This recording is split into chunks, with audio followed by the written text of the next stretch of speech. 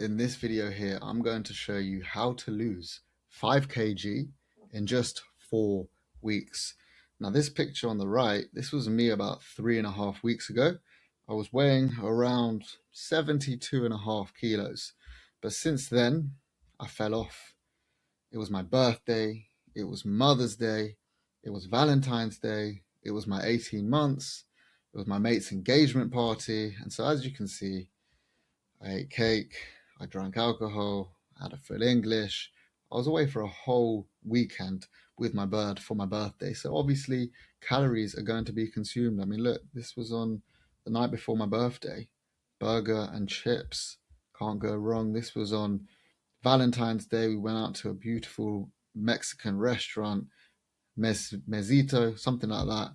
No promos here, please. My mum's cooking, obviously very good. And then we had Mother's Day over here. So all of this led to me putting on about 2.5 kilos. And if we come over here, we can see what I look like now, which is this. This is me. The date is Monday, the 16th of March, and I'm weighing 75 kilo.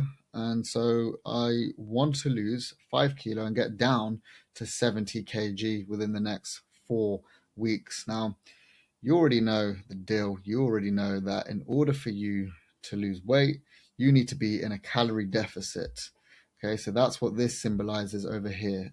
What is a calorie deficit? For those of you who don't know, I'm sure that you've heard of it lots and lots on Instagram, on YouTube, on TikTok.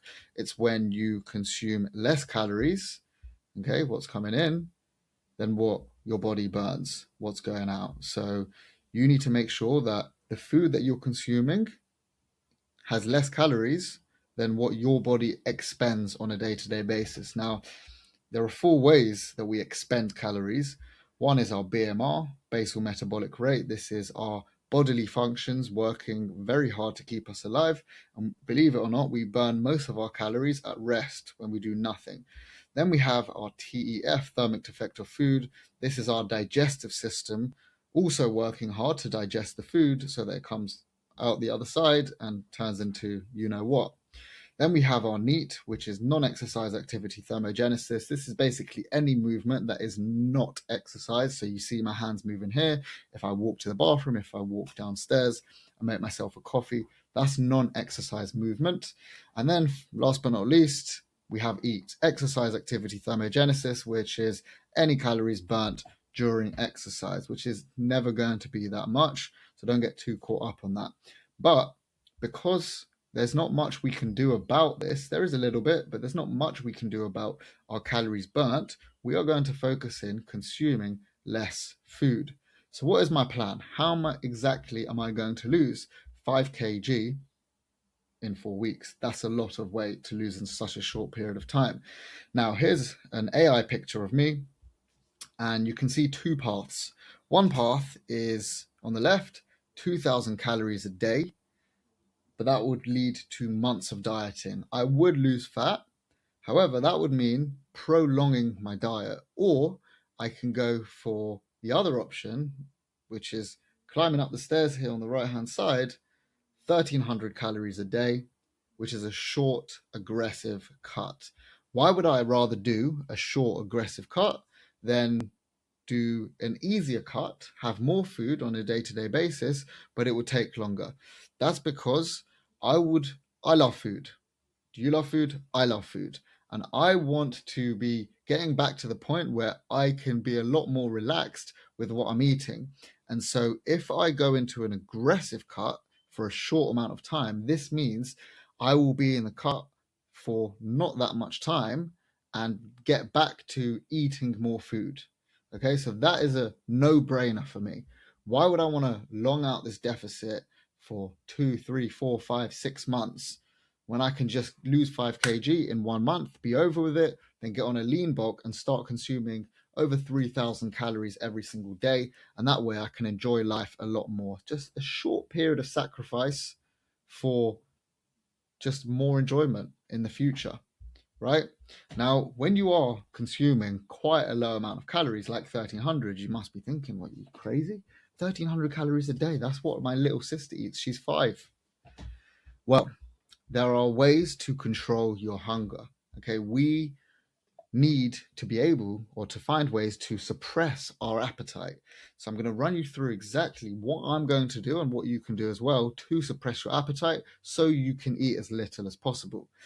Number one, as you can see, another AI version of myself, very nice haircut actually, I like that, has about 20 coffees out in front of him. Now, I don't have 20 coffees a day, but as you can see, my coffee cup actually sits on my desk and I have about 3 to 6 of these per day. Coffee is a great appetite suppressor. When you feel hungry and you have a coffee, the hunger goes and you can just get on with your day. It gives you a little bit of energy as well. Now, if you're someone who doesn't like coffee and you're not a fan of having caffeine, then there are obviously other options. You see 2 plates out in front, okay? And now these 2 plates symbolize 2 different things, but they have a lot in common. Okay, first, on the right-hand side, we have a plate of fiber. Now, the reason why we want to keep our diet as high, the reason why we want our diet to have a lot of fiber is because this is also going to help with keeping us satiated. We have broccoli, cucumber, berries. Berries are absolutely huge. If I'm having a coffee at 11 a.m. to keep me going up until 2 p.m. when I'm going to have my lunch, but you don't want to do that because you don't like coffee, that's fine. Not everybody likes coffee. It's all right, cool. I was once 15 as well. But if you actually don't like coffee, then surely you like berries, blackberries, strawberries, raspberries, anything with berries at the end. That's amazing, because I'm going to take blackberries as an example because I'm a massive fan of blackberries out of all the berries. 1 pack of blackberries, which is 150 grams of blackberries, okay, is only 37 calories. So that, if you have 1 pack of that at 11 a.m., that will keep you going till lunchtime for sure. And if that's still not enough, have 2 packs.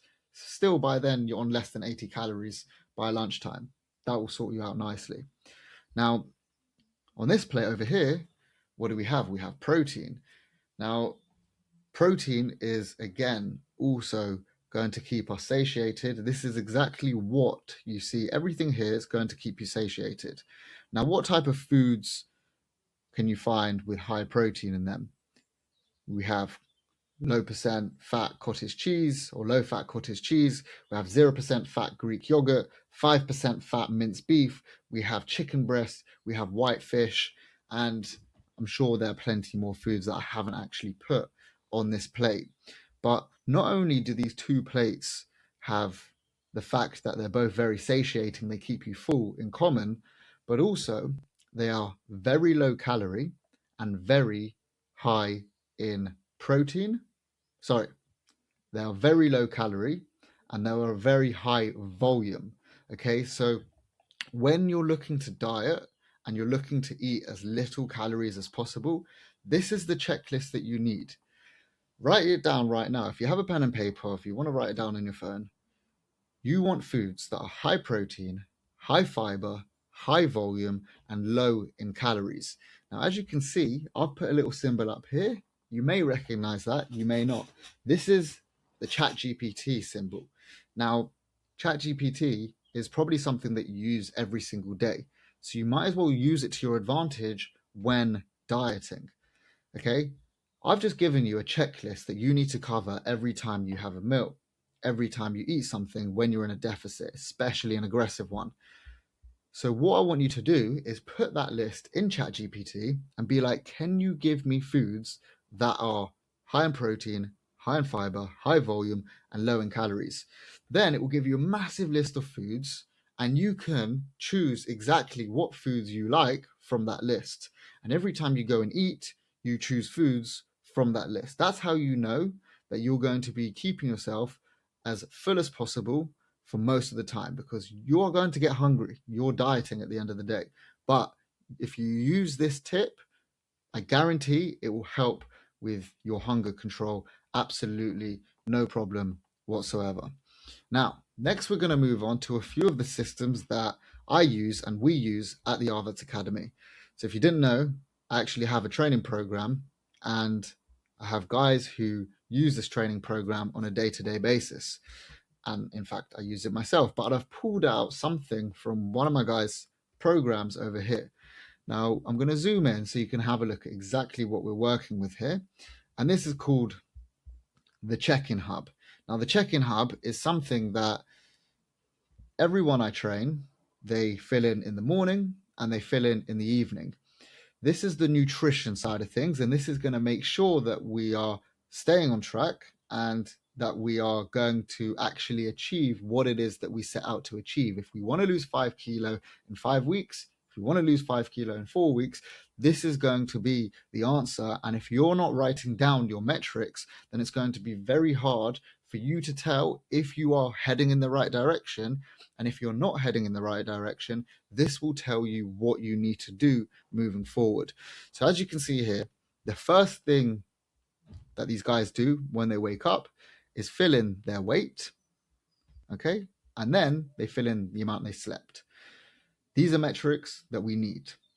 Your sleep is very important. You lose a lot of fat in your sleep and you build a lot of muscle in your sleep, okay? Rest and recovery is huge. Then we have our weight, which is obviously we need to track that in order to see if we're actually heading in the right direction. Now, at the bottom here, you see the weekly average weight. Now, the reason why we have that is because weight fluctuates every single day. And so when we have our weekly average weight, we can actually see week to week whether or not we're losing weight, because over here, you can see he was 60.0, then went up to 61.25. That's a whole 1 kilo in just one day. Then by the end of the week, he was 61.5. So it's given us the weekly average, which we then compare week to week. So then when we look across all of these 6 weeks, he's gone from 61.4 kilo to 61.1 kilo to 57.4 kilo. Correct me if I'm wrong, but that's just under 4 kg in 6 weeks over here, right? Which is insane, by the way. And so having this out in front of us is going to tell us if we're on the right track. Now, I'm obviously huge on tracking calories and tracking protein, because if you're not tracking these things, then how do you know how much weight you're going to lose over time? You're not going to know how much food you've consumed, and then you're just not going to lose weight realistically, because you're going to eat, think you're eating healthy, think you're in a deficit, but actually you've gone well over your calories, and you're either going to maintain your weight or you're going to gain weight, which none of you obviously want. Okay, so in order for you to be losing weight, as we said, we need to be in a calorie deficit. In order for you to be in a calorie deficit, we need to track everything accurately. And at the end of the day, you're going to write down exactly how many calories you've had. Next to that, you write down how much protein you've had. Protein is so essential for so many different reasons. I've already mentioned how it keeps you full, okay? I'm also going to mention a few other things when I move on to the next stages, but protein is very important, and so you need to be hitting a protein target every single day. Get your body weight in kilograms, your lean mass. So let's say you're overweight or you're a little bit chubbier than you want to be. Take away however much weight you want to lose. Let's say you want to lose 10 kg. So if I'm 80 kg and I want to lose 10, and if I was lean, I would be 70 kg. I'd get my 70 and I times that by 2. Okay, that is a good protein target for you to hit. If that's a little bit too hard, you might want to start just a little bit under to begin with and build your way up. But that's your protein target. And finally, we have the steps over here, which is how many steps you did per day. You can find that on your health app. And then by the end of the day, you also tick off whether or not you trained. Now, once you have all of these metrics, we are going to tell whether or not you are heading in the right direction. Over here, you have your weight. You can see if it's going up or down. And over here, you have your calories. If your daily average calories mean that you are losing weight, which obviously 1400 calories meant that he lost after 1 week 500 grams, then he knows he's heading in the right direction. If, however, 1400 calories meant that he was maintaining his weight, then he would look at the metrics and see, okay, I need to reduce my calories by an extra 300 calories per day. So this is why it's so important to have the metrics out in front of us so we know if we need to adjust anything moving forward. Let's say he was losing weight 500 grams after consuming 1400 calories a day, and he actually wanted to lose more than that. He wanted to lose 1 kilo after 1 week, then he would go down to probably around 1100 calories per day. But you never know that until or unless you actually have these metrics out in front of you. Cool. So we're going to move on to the 110 rule. Okay, the 110 rule over here is something that we use at the Arvitz Academy. It's something that is very important when deciding your meals. We already spoke about putting foods into ChatGPT and giving it that checklist to follow. But then the actual meals themselves, when you track them in MyFitnessPal or whatever tracking app you use, you need to make sure that for every 1 gram of protein, you have maximum 10 calories. So if you have a meal with 50 grams of protein, you cannot go above 500 calories. That is a no-no. And the reason why protein, I keep emphasizing protein, the reason why it's so important is for a few reasons. I mentioned before how it keeps you satiated, it keeps you full. Okay, I mentioned a while ago in the beginning of the video that one of the ways we burn calories is our digestive system working hard. Now, when our digestive system's breaking down the food, it's either breaking down carbs, fats, or protein. Now, protein actually takes up the most amount of energy to digest, which means that not only are you consuming 100 calories of protein, but whilst it's being digested, that's going to burn about 20 to 30 calories for you on top of that. Now, that's not something to think about when we're writing down our calories in the check-in hub. However, that is something to just keep in mind when you're thinking, why is protein so important? This is why. Now, finally, protein is also going to help with you building muscle. Okay, whilst you're going to be dieting, you're also going to be in the gym, and I'm going to explain to you what you need to do in the gym in the next section. But in order for you to keep your muscle, number one, and build your muscle, you already know that protein is going to be the building block to that. So this is why the 110 rule is so, so important. And I'm just going to zoom in over here so you can see a few different examples. Okay, over here we have tuna. Everybody knows tuna is high in protein and low in calories. Okay, this passes the 110 rule by a mile. It's 10 grams of protein for only 40 calories. Bosh. Killed it. Then we have a nice homemade meal over here. We have some chicken breast with some vegetables, and it looks like some Greek yogurt. Now, 525 calories for this meal, and a staggering 81 grams of protein. That doesn't just hit the 110 rule, that passes it like crazy. 10 grams of protein for 60 calories. Over here we have a nice homemade, by the way, this is all homemade, chicken shawarma. Okay, 565 calories, 81 grams of protein, smashes the 110 rule out the park. 1.7, no problem. Then we have the classic 0% fat Greek yogurt. Over here we have another homemade meal, German doner kebab, no sauce. Okay, and then finally we have, there's two more meals. I'm going to finish on that one over there. Over here we have a homemade chicken tikka masala, which you might think is quite high in calories, but if you make this at home, you can have 81 grams of protein for only 535 calories. 1:6. That's the ratio here. So it passes it like crazy. Now, if you're someone who likes to eat out a little bit and actually you want to eat out on the weekend and feel like having some junk, just have a look at this. This is what you can get from KFC, which is going to pass the 110 rule. It's going to give you 700 calories for 72 grams of protein, 1 chicken breast and 1 chicken rib. Granted, it's not that much volume, but in terms of hitting the 110 rule, that does the job, absolutely. Now, I spoke about just before how we need to be training. Again, AI is making these photos beautifully for me. I'm looking pretty nice here, I won't lie. This isn't me though. This is another guy who is dieting, but unfortunately he's decided not to train as hard or as consistent. Now, when you're dieting, you are losing fat, but you're also at risk for not just losing fat, but losing muscle as well, unless you do the following things. Number one, train hard, consistently at the gym. And number two, hit your protein target. So I mentioned before why protein is so important.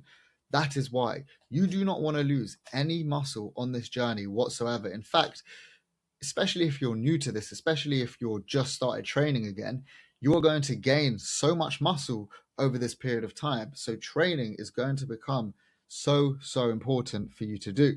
Now, what do we need to do when we're training? Number one, we need to follow a program. As you can see, I don't actually hold a pen and paper in real life, but AI just needed to make this clear to what is he actually doing here?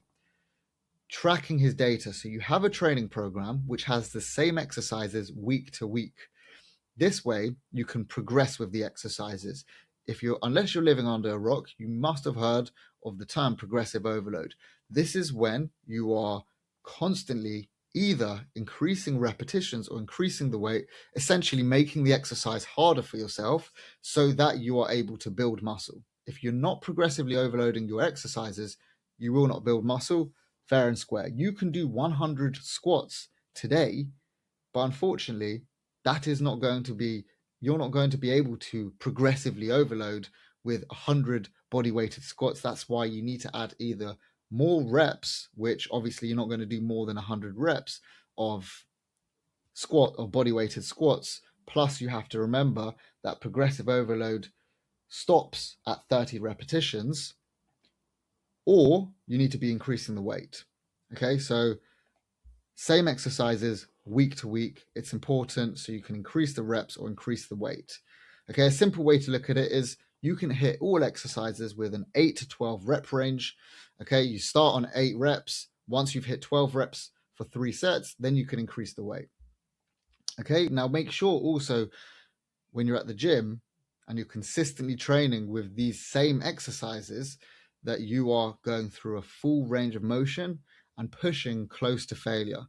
Okay, these are going to help massively with you building muscle at the gym. All right, so this is the training side of things. You don't want to lose muscle. You don't want to lose 10 kg and 4 kg of that being muscle.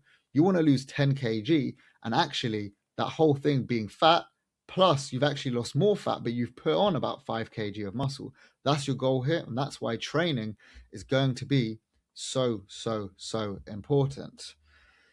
Now, everything I've mentioned to you, it seems pretty simple. It seems like it's doable, but there is a problem. There is a problem that everyone faces, that I even faced myself over the past 3 weeks. Over the past 3 weeks, where I gained 2.5 kilos, this is what happened to me. And this definitely happens to you because it happens to a lot of guys that I work with, and it's very normal. So before you think that you're the only one and this is a massive problem, don't worry. This happens to everyone and it's very easy to overcome. But what happens when you diet is that Monday to Thursday or Monday to Friday, you are so on track, it's crazy. You're at work, you're in a routine, you're consistently hitting your calories, you're consistently hitting your protein, you've used the 110 rule, you're using ChatGPT to help you figure out your meals, you can see the weight going down on the scales. However, when the weekend comes, that all goes out the window. Every single weekend, you overeat your calories, you go out for dinner, you drink, and you forget that you are even in a deficit during the week.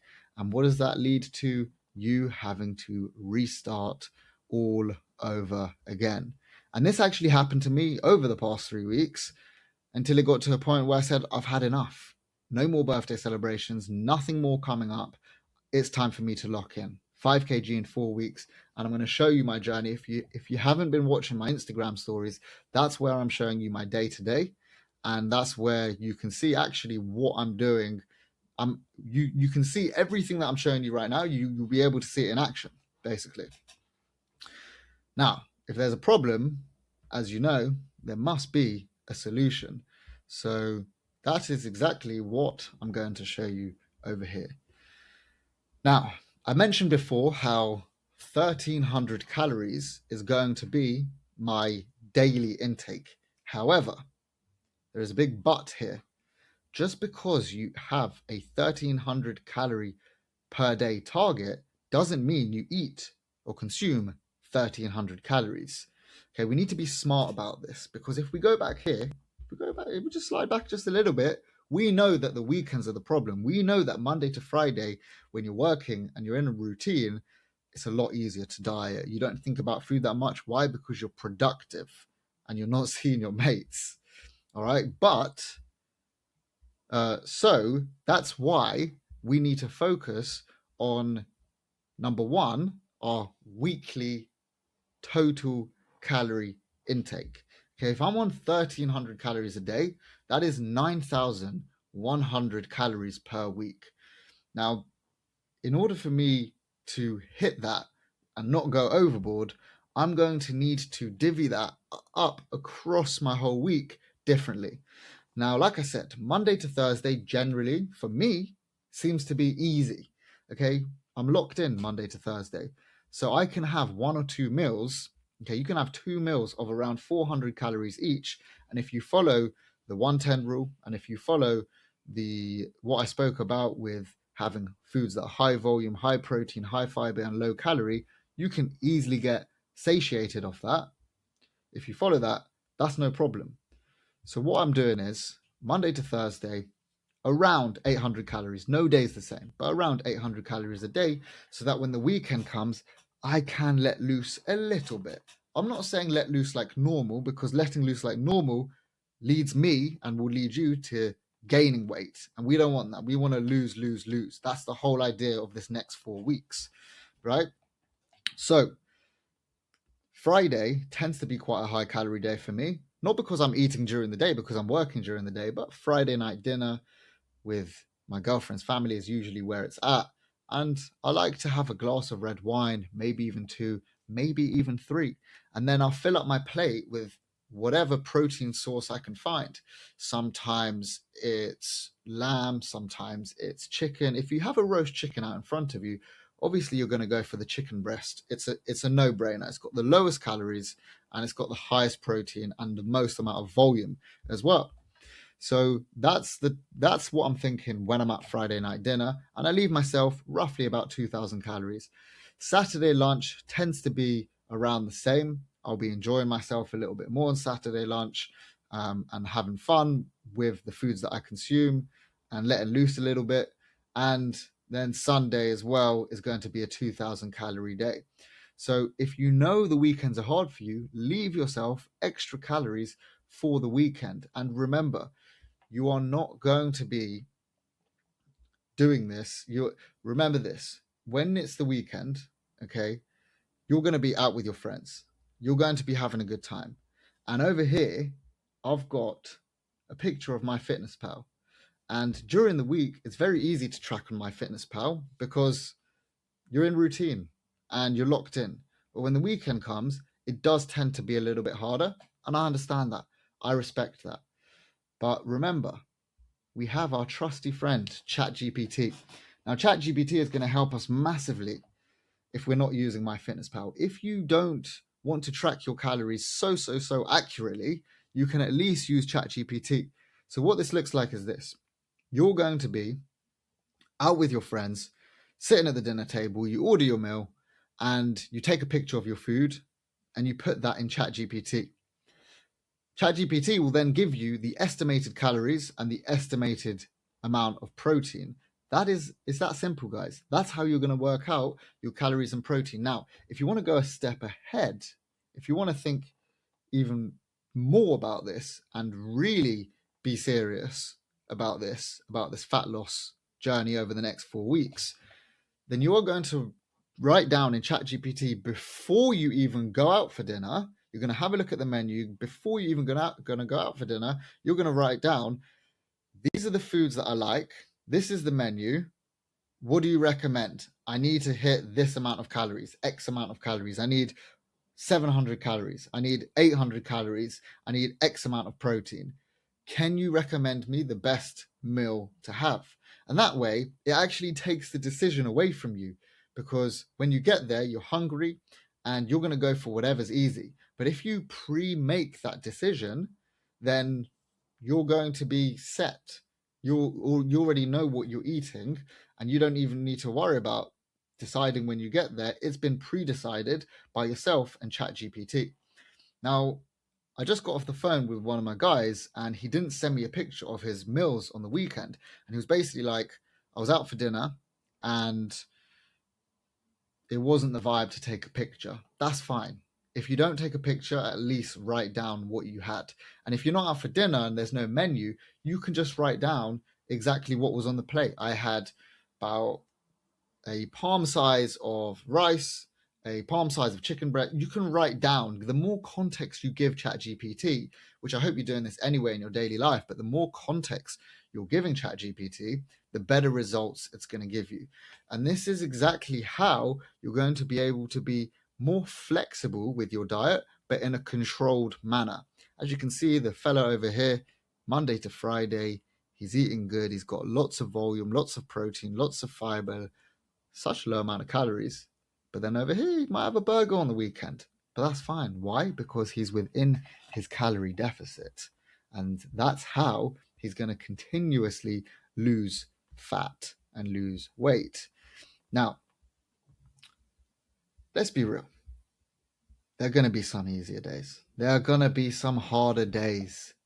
110%. This is dieting. You're not going to expect everything to come so easy.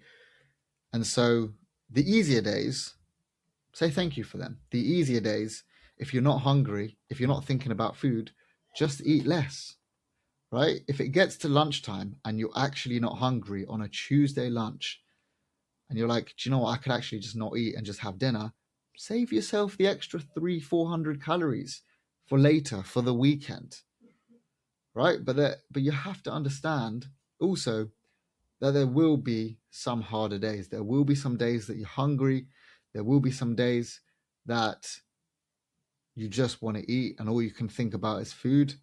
And so you have to understand that that is just part of the game, okay? You're going to need to go through this and power through, okay? Because you don't want to be overweight. You want to be lean. Summer's around the corner.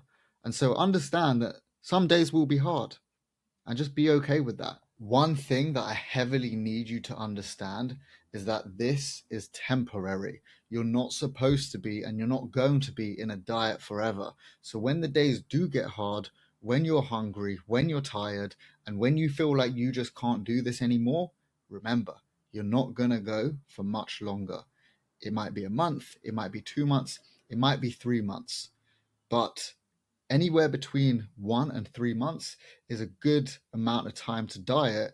And so keeping that in mind, keeping in mind that this is just going to be temporary, this is just for a short period of time in your life, that should be able to help you, and push you through those harder times.